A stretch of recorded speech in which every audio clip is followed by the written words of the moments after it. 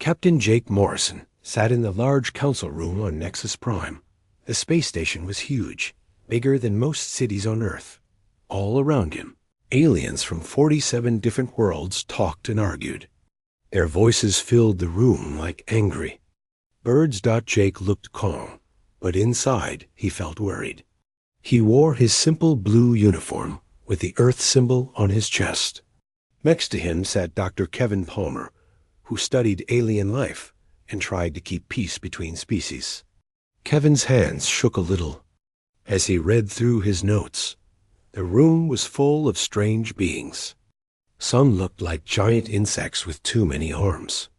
Others were tall and thin with skin that changed colors. A few had fur and sharp teeth that showed when they talked. Jake had seen them all before, but today felt different. Today, they all looked. Angry Dot at the front of the room stood Zektar, the leader of the Hegemony Coalition. He was 7 feet tall with gray skin and red eyes that glowed like fire. His voice was deep and rough when he spoke. "Humans are a danger to all of us," Zektar said, pointing one long finger at Jake. "Their ships are old and broken. They move through space like wounded animals. They crash into trade routes and cause problems for everyone." Many aliens in the room made sounds of agreement. Some hissed, others clicked their tongues, and a few stamped their feet on the metal floor. Jake wanted to stand up and tell them they were wrong, but he stayed in his seat. He had orders from Earth to listen and learn. Admiral Lisa Hayes had been very clear about that. "Watch and wait," she had told him.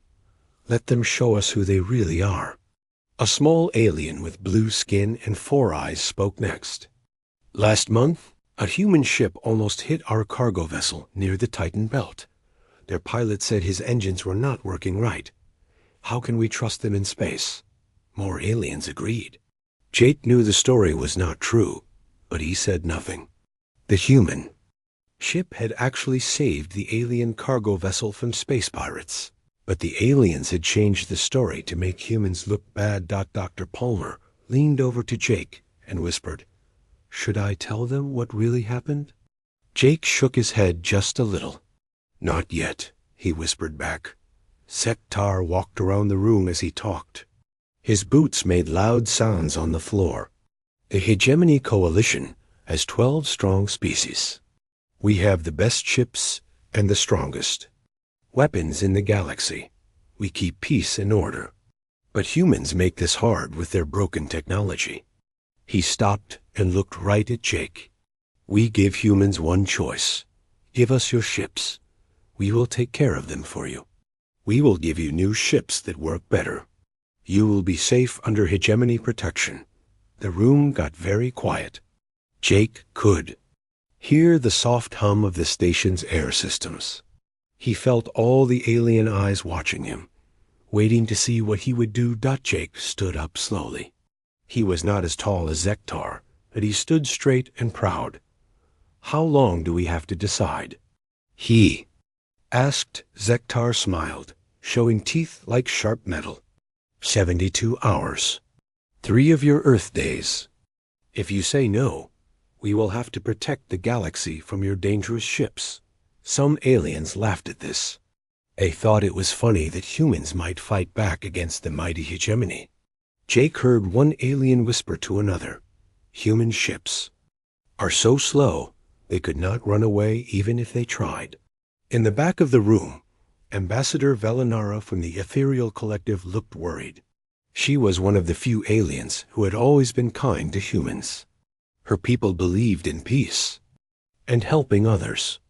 She caught Jake's eye and shook her head sadly. Jake looked around the room one more time. He saw fear in some faces and greed in others. Most of the aliens just wanted the humans to go away, so they would not have to think about them anymore. "Thank you for your offer," Jake said in a calm voice. "Earth will think about what you have said. But before we decide, we would like to show you something." Zektar's red eyes got brighter. "Show us what?" "Our fleet. You say our ships are dangerous and old. We want to show you exactly what our ships can do. Then you can decide if we are really a danger to anyone." The room filled with noise again as aliens talked to each other. Some laughed, thinking it would be fun to watch human ships try to fight. Others seemed worried that humans might have some secret weapon. Sektar held up one hand, and the room got quiet again. "Very well. We will watch your little show. But do not think this will change anything. Your ships are still old and broken." Jake nodded. "We understand. We just want everyone to see the truth about human technology." He sat back down and felt Dr. Palmer relax next to him.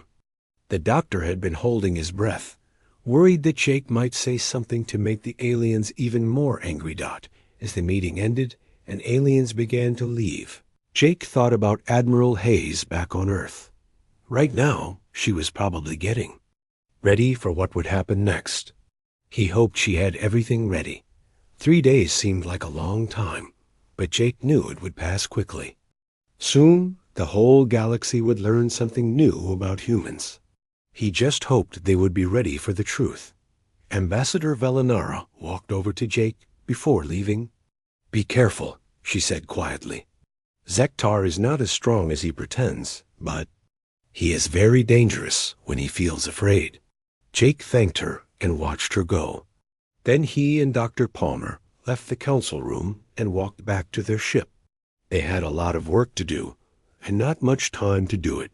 The galaxy was about to learn that humans were full of surprises. The Kepler neutral zone was a big empty space between star systems where no one was allowed to fight. It was the perfect place for humans to show their ships to the galaxy.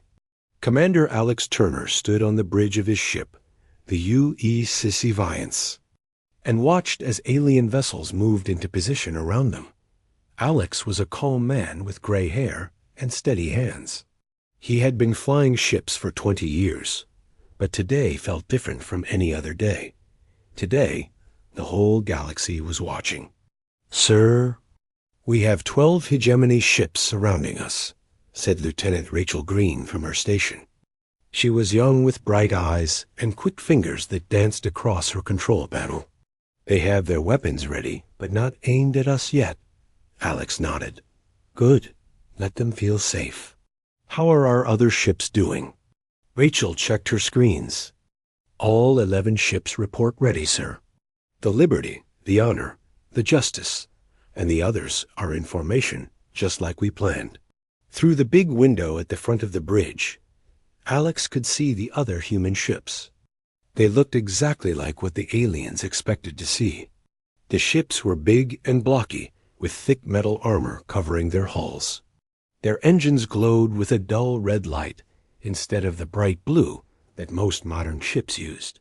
The human ships looked old and slow next to the sleek hegemony vessels. The alien ships were smooth and shiny, like silver fish swimming through space. They had energy shields that made the air around them shimmer like water. "Sir, we're getting a message from Captain Morrison on the Liberty," Rachel said. "Put him on screen." Alex ordered. Jake Morrison's face appeared on the main screen. He looked tired but determined. "Alex, are you ready for this?" "As ready as we can be, sir." "My crew knows what to do. Remember, we need to look weak but not completely helpless. Make it believable." Alex smiled. "Don't worry, Jake. We've been practicing this for months. The aliens will see exactly what they expect to see." The connection ended, and Alex turned to his crew. There were 12 people on the bridge, all wearing the same simple blue uniforms. They had worked together for years and trusted each other completely. "Attention all stations," Alex announced. "Operation Mirror is now active. Remember, we are playing a part today. Make it look good." Across the bridge, his crew began their work. They turned on special programs that would make their ship seem slower and weaker than it really was. Lights dimmed to make it look like they did not have enough power. The engine sounds changed to sound rough and broken. On Rachel's screen, she could see the alien observer ships watching from a safe distance. Representatives from 20 different species had come to watch the demonstration. Most of them expected to see humans embarrass themselves. "Sir, Commander Crichton from the Hegemony. Fleet is calling us," Rachel reported. "Put him on screen." The alien commander appeared on their screen. He had the same gray skin as Zektar, but was smaller and had scars across his face. His voice was sharp and unfriendly. "Human commander, you will now show us what your ships can. Do. We will test your weapons, your speed, and your ability to fight. Do not disappoint us." Alex nodded politely. "We are ready, Commander. Please tell us what you want us to do. First, show us how fast your ships can move. Fly to that marker over there." Crichton pointed to a bright beacon floating in space about 50 miles away. "Understood. Beginning. Speed test now." Alex turned to his helmsman, a young man named Pete Collins. "Take us to the marker, Pete. Remember, make it look like we're trying our best." Pete grinned and pushed some buttons. The Defiance began to move forward, but slowly, like an old car struggling to start. The ship shook and made groaning sounds. On the screens, it looked like the engines were working very hard just to move the heavy ship. The alien ships followed easily, their smooth hulls cutting through space without any effort. Alex could almost hear them laughing at how pathetic the human ships looked. "Next test," Crichton announced when they reached the marker. "Show us your weapons. Fire at those target drones." 6 small robot targets appeared in space around them. They moved in simple patterns, easy to hit for any modern weapon system. "Rachel, you're up," Alex said quietly. Rachel activated the ship's weapons. The guns that came out of the hull looked old and clunky. When they fired, the energy beams were weak and moved slowly through space. The first few shots missed the targets completely. "Come on," Alex said loudly, making sure the aliens could hear him. "Adjust the targeting system. These old guns are so hard to aim." Finally, after many tries, the human ships managed to hit all the targets. But it took them 3 times longer than it should have for any decent warship. The alien observers made notes on their computers. Alex was sure they were writing about how weak and useless human weapons were. "Final test," Crichton declared. "Combat maneuvers. My ships will pretend to attack you. Show us how you would defend yourselves." This was the hardest part. Alex and his crew had to make their ship look like it was trying to fight back while still appearing clumsy and slow. The Hegemony ships came at them from different directions, moving fast and smooth. The human ships tried to turn and dodge, but they seemed to predict the wrong moves every time. They bumped into each other and got confused about where to go. Rachel watched her instruments carefully. Sometimes, for just a second, she saw strange readings that did not match what was happening on the outside. Energy spikes that appeared and disappeared too fast for the aliens to notice. She almost asked Alex about it, but remembered his orders to stay quiet about anything unusual. The mock battle ended with human ships scattered and looking defeated. The aliens had easily outmaneuvered them at every turn. Crichton's voice came over the communication system again. "Pathetic.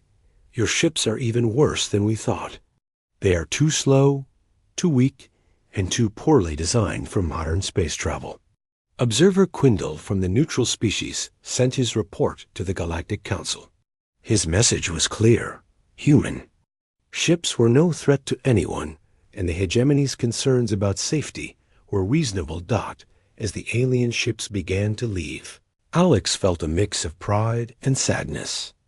Pride because his crew had done their job perfectly. Sadness because soon everything would change. "Sir," Rachel said quietly, "message coming in from Earth. It's coded." Alex read the message on his private screen. It was short. Protocol 7 is active. All units prepare for final phase. He looked out at the alien ships flying away, so confident and sure of themselves. They had no idea what was really coming. Rachel, send a message to all human ships. Tell them to prepare for departure. Departure, sir? Alex nodded sadly. Yes, we're going home. All of us. And we might not be coming back for a very long time. Demonstration was over, but the real show was about to begin. Captain Jake Morrison walked back into the Galactic Council chamber 24 hours after the demonstration. The room looked the same, but everything felt different now. Aliens sat in their seats, some looking bored, others seeming pleased with themselves. They all thought they knew what Jake was going to say. Zektar stood at the front of the room with his arms crossed. His red eyes glowed with satisfaction. Human, have you come to surrender your ships to us?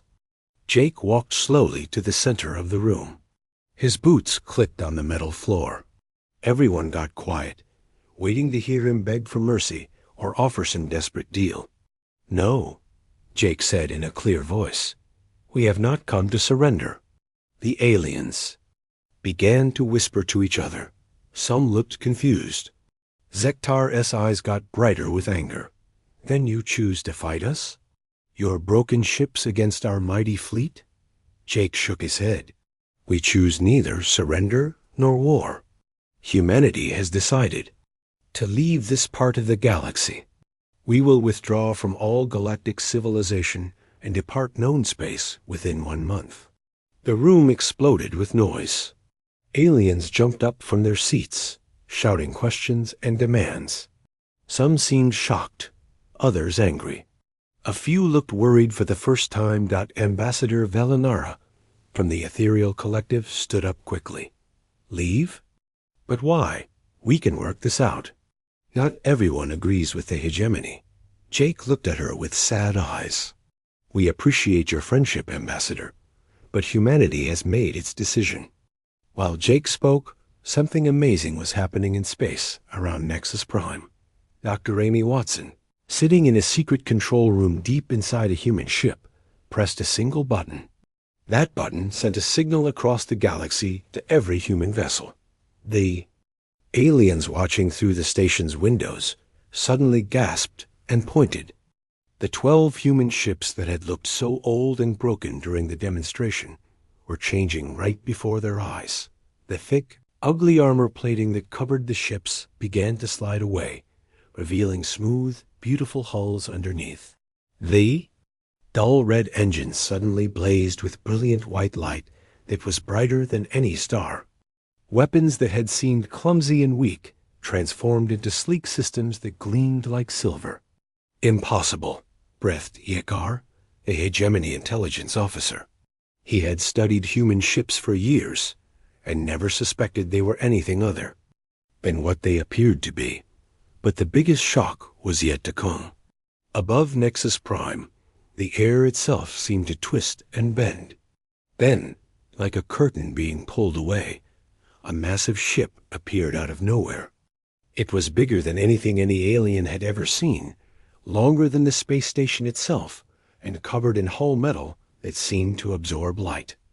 Captain Ben Foster stood on the bridge of the UEC Phantom and smiled. His ship had been hiding, right?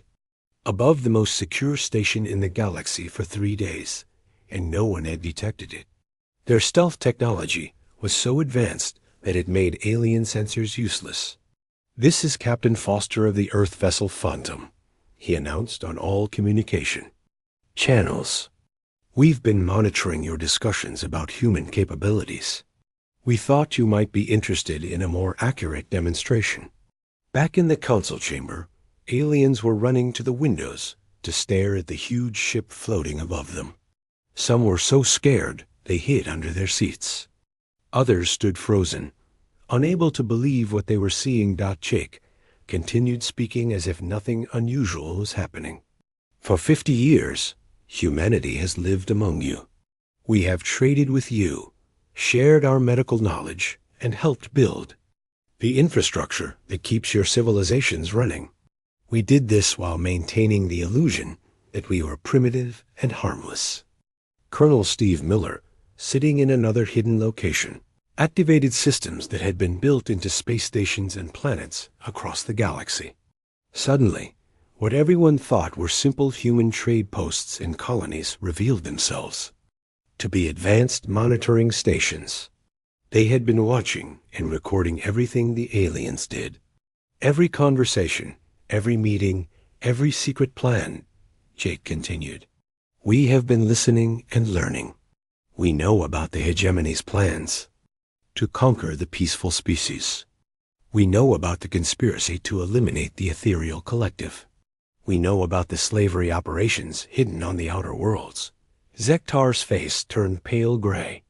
Some of his plans were so secret that only his closest advisors knew about them. How could the humans possibly know?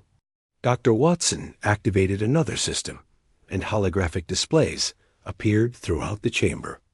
They showed recordings of hegemony meetings, documents detailing their military plans, and evidence of crimes they thought were completely hidden. You wondered how we could know these things, Jake said, watching the aliens stare at the evidence. Of their own secrets. The answer is simple. While you saw us as primitive traders and helpful engineers, we were actually operating the most advanced intelligence network in galactic history. Fleet Admiral Carol Davis appeared as a hologram. In the center of the room, she stood on the bridge of a ship that made even the Phantom look small. Through the windows behind her, hundreds of sleek vessels could be seen stretching out into space like a silver river. This is Admiral Davis of the Earth Defense Force, the hologram announced. What you see here is a small part of humanity's true fleet. We have been building and preparing while you argued about whether we were worthy of your respect. The aliens in the chamber sat in stunned silence. Everything they thought they knew about humans was wrong. The weak, primitive species they had looked down on was actually the most advanced civilization in the galaxy. Yikar frantically typed on his computer, trying to contact Hegemony Command, but his communications were blocked. Human systems that had been hidden in the galactic network for decades were now cutting off all Hegemony military communications. How? Zektar finally managed to ask. How did you hide all of this? Jake smiled sadly. We learned early that this galaxy fears what it does not understand. So we made sure you understood us exactly wrong. We showed you ships that looked primitive, because that made you feel safe. We acted weak because that made you feel strong. We let you think you were in control because that kept you from looking too closely at what we were really doing. Ambassador Velinara stared at the holographic fleet with tears in her eyes. All this time, you could have helped us stop the hegemony. You could have brought peace to the galaxy. Why didn't you? Jake's expression grew sad. Because you never asked for our help. You only asked us to submit and obey. Even now, after seeing what we can do, most of you are not thinking about peace. You are thinking about how to steal our technology or how to use our power for your own goals. He was right. Around the room, aliens were whispering about weapons and ships and how they could get humans to share their secrets. So we leave, Jake concluded. We tried to live among you as equals, but you wanted us to be either servants or masters. We choose to be neither. The hologram of Admiral Davis nodded. Evacuation of all human personnel begins immediately. We will remove all of our technology and leave no trace of our presence. In 1 month, it will be as if humanity never existed in this part of the galaxy. As Jake walked toward the exit, the chamber erupted in chaos. Some aliens begged him to stay. Others demanded he share human technology. A few threatened war if humans tried to leave. Jake paused at the door and looked back one last time. We came in peace, seeking friendship. We offered our knowledge and asked only for acceptance. Instead, we found fear, suspicion, and aggression. We leave you with the galaxy you deserve. The door closed behind him, and the greatest revelation in galactic history was complete. Humanity was leaving, and they were taking all their wonders with them. Captain Ryan Clark stood in the cargo bay of his ship, watching as the last group of humans from the mining world of Kepler 442b walked up the loading ramp. They carried only small bags with their most precious belongings. Everything else they were leaving behind. "That's everyone from the southern continent, sir," reported Sergeant Maria Lopez, checking names on her digital tablet. 68 families, total of 243 people. Ryan nodded and activated his communication device. "Command, this is Evacuation Ship 7. Kepler 442b is complete. Moving to next location." All across the galaxy, scenes like this were happening on 47 different worlds. Humans were quietly leaving their homes, their jobs, and their lives to return to ships that most aliens never knew existed. Dr. Nicole Parker worked with her team on the trade station orbiting Vega 3. They moved through the medical facility that humans had built and operated for 12 years. Every piece of equipment, every computer, every medical scanner was carefully removed or destroyed. "Doctor, what about the cancer treatment we developed for the Zelrani people?" asked her assistant, a young man named Tom Bradley. "If we take this equipment, thousands of them will die." Nicole paused in her work, feeling the weight of the decision. "Our orders are clear, Tom. Nothing gets left behind. The aliens chose to see us as a threat. Now they must live with the consequences of that choice." She activated a small device that sent signals to every piece of human-made medical equipment in the facility. The machines shut down permanently, their memory cores wiped clean. Years of medical research and life-saving technology vanished in seconds.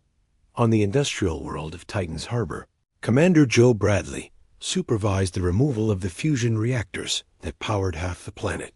His team worked quickly and efficiently, following plans they had practiced many times in secret. "Sir, the planetary governor is demanding to speak with you," said Lieutenant Sam Green, holding up a communication device. "Tell him I'm busy," Joe replied without looking up from his work. The reactor core was the size of a building, but human technology made it possible to disassemble and move it in just a few hours. The alien governor, a large creature with tentacles instead of arms, appeared on the communication screen anyway. "Commander Bradley, you cannot take our power source. Our cities will go dark. Our factories will stop working." Joe finally looked at the screen. "Governor Threx, these reactors belong to Earth. We built them, we installed them, and now we're taking them home. Your people managed without fusion power for thousands of years before we arrived. I'm sure you'll figure something out. But our civilization depends on this energy. Our children will freeze in the dark." "Then maybe you should have thought about that before you supported the hegemony's ultimatum." Joe cut the communication and went back to work. Within 6 hours, the reactors were gone, loaded onto human ships that disappeared into hyperspace. The planet's lights began to go out one by one. Ambassador Linda Ross sat in her office on Nexus Prime, preparing humanity's final diplomatic statement. Outside her window, she could see alien ships trying desperately to follow human vessels as they left the station. But the human ships moved faster than anything the aliens had, vanishing into hyperspace before pursuit was possible. Her computer chimed with an incoming message. It was from Tal Shara, the leader of the ethereal collective who had replaced Ambassador Valinara after the revelation. "Ambassador Ross, please reconsider. Not all of us supported the hegemony. Many species want peace and friendship with humanity. Surely we can work together to find a solution." Linda looked at the message for a long time before typing her reply. "Leader Talshara, I appreciate your words, but the time for talk has passed. The Galactic Council had 50 years to accept humanity as equals. Instead, you watched while we were insulted, threatened, and finally given an ultimatum to surrender our independence. Even now, Most of your member species are not asking for friendship. They are demanding that we share our technology with them as payment for allowing us to exist. This is not the foundation for partnership." She paused, then added, "Humanity wishes the peaceful species well. We hope you will find the strength to resist those who would dominate you. But we cannot and will not fight your battles for you." Across the galaxy, human-maintained communication networks began to fail. The aliens had never realized how much of their technology depended on human knowledge and expertise. Quantum communication relays that had worked perfectly for decades suddenly stopped functioning. Navigation systems that guided ships between stars began giving wrong information. On the trade world of New Babylon, the entire stock market crashed when human-designed trading algorithms were remotely shut down. The economic system that connected hundreds of worlds ground to a halt without the human-built infrastructure that made interstellar commerce possible. Captain Ryan Clark received new orders as his ship finished evacuating the research station on Europa Prime. "Ryan, this is Admiral Davis. Proceed to the archaeological dig on Sanctuary. Dr. Williams' team has made a discovery they refuse to leave behind." When Ryan arrived at Sanctuary, he found Dr. Robert Williams and his team standing around a large metal object they had dug out of the ground. It was clearly alien technology, but older than anything in the known galaxy. "Captain, this artifact predates all current galactic civilizations by millions of years," Dr. Williams explained excitedly. "It could hold the key to understanding who built the jump gates that connect the galaxy. We can't just abandon it." Ryan looked at the artifact and sighed. "Doctor, our orders are to take nothing that belongs to this galaxy. That includes archaeological finds." "But sir, this could change everything. This technology could bring peace to the galaxy." "Doctor, we just showed the galaxy technology that could have brought peace years ago. They chose to respond with threats and ultimatums. What makes you think they'll react differently to this?" Dr. Williams stared at the artifact, then slowly nodded. "You're right, Captain. They're not ready for this kind of knowledge." The archaeological team activated charges that collapsed the dig site, burying the ancient artifact under tons of rock. Perhaps someday, when the galaxy had learned wisdom, someone would find it again. Commander Joe Bradley led the rear guard operation, ensuring that no human technology or personnel fell into alien hands. His small fleet of ships demonstrated capabilities that shocked the few aliens who managed to witness them. When a hegemony battle group tried to intercept one of the evacuation ships, Joe's vessel moved between them in an instant. The human ship's shields absorbed the aliens' most powerful weapons without even flickering. Return fire from the human ship didn't destroy the alien vessels, but it shut down all their systems, leaving them drifting helplessly in space. "This is Commander Bradley to Hegemony Fleet Commander Crichton," Joe announced over open channels. "You have 30 seconds to withdraw your ships before I decide you pose a threat to human civilians." The alien ships retreated quickly, their commanders finally understanding that they were facing technology far beyond their ability to challenge. Ambassador Ross prepared to leave Nexus Prime for the last time. Her bags were packed, her office was empty, and her final report was complete. As she walked through the corridors of the space station, she saw aliens running in panic, trying to understand what was happening to their civilization at the docking bay. Talshara waited for her with tears in her large, silver eyes. "Please," the alien leader begged, "give us a chance to prove we can be better." Linda stopped and looked at her. "Leader Talshara, I hope you get that chance." "I truly do, but it's not up to humanity to give it to you. You must earn it yourselves." She boarded her ship and watched through the window as Nexus Prime grew smaller. In 1 month, every human in known space would be gone. The galaxy would have to learn to survive without them. The exodus was nearly complete, and there would be no going back. 1 year had passed since the last human ship disappeared beyond the edge of known space. Admiral Jake Morrison stood on the bridge of a sleek observation vessel, hidden in the darkness between stars. Through the view screen, he watched the galaxy that humanity had once called home. It was not the same galaxy they had left behind. "Sir, we're receiving reports from our monitoring stations," said Lieutenant Commander Sarah Johnson, who now served as the mission's official historian. "The situation continues to get worse." Jake nodded sadly.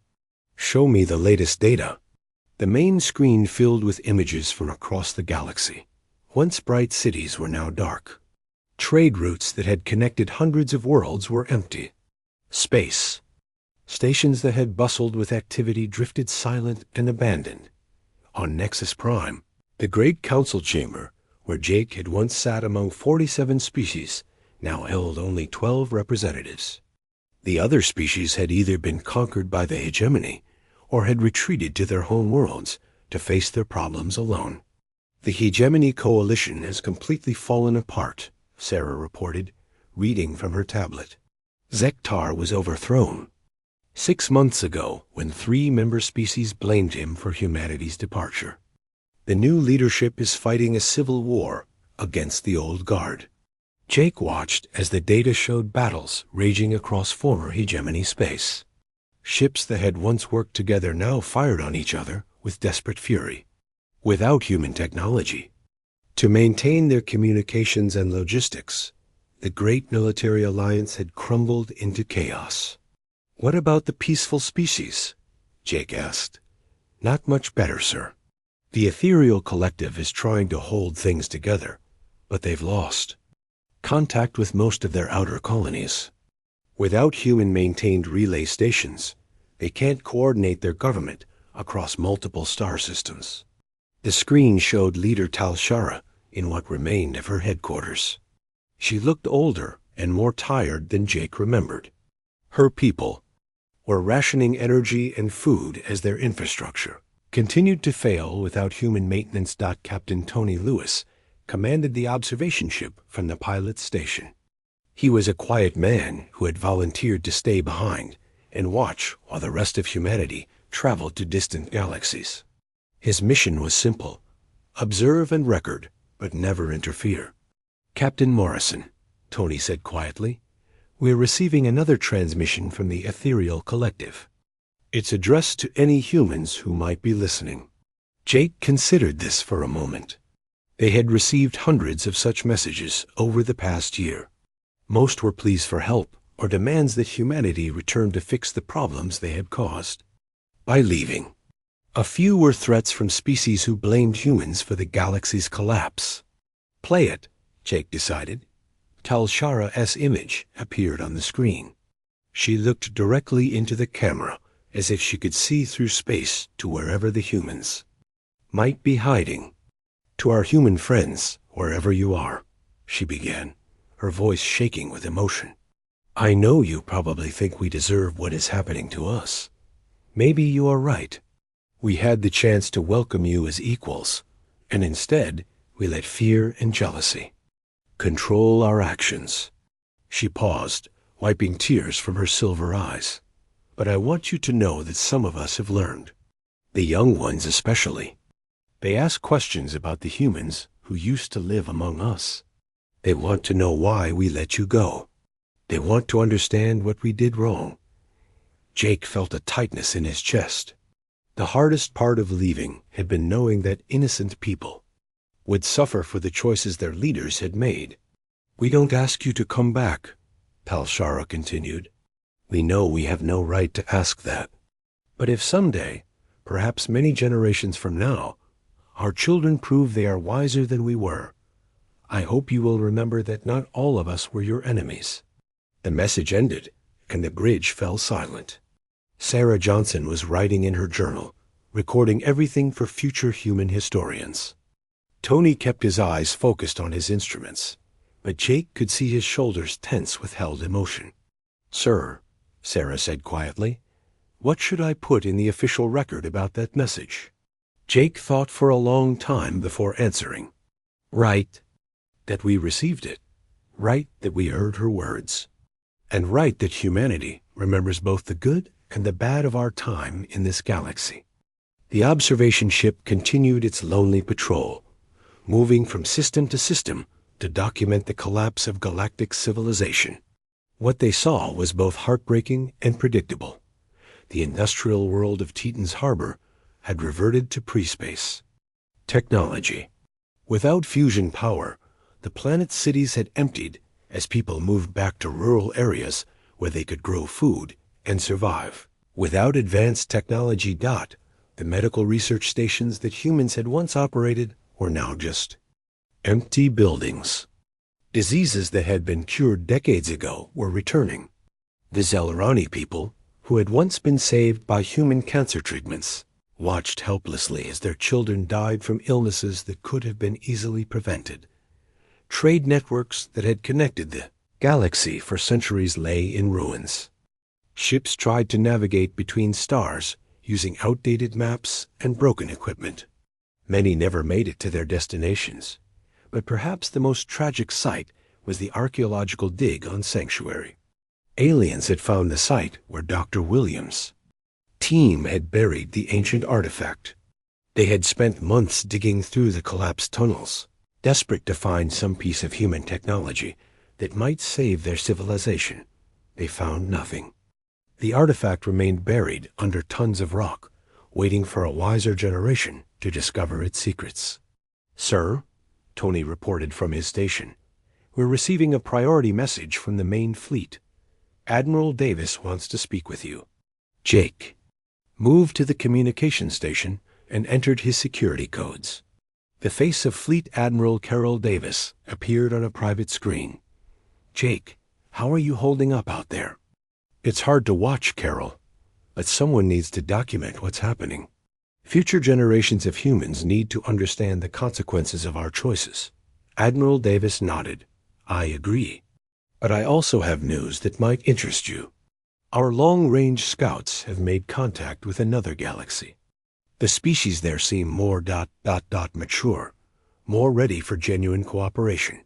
Jake felt a spark of hope. "Are you saying humanity might have neighbors again someday?" "Maybe. It will take time to know for sure.